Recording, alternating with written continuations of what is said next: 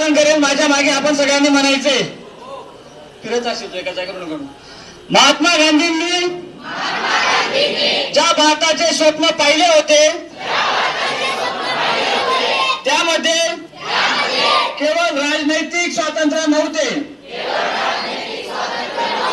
तर त्यासोबत एक स्वच्छ व विकसित देशाची कल्पना आली होती।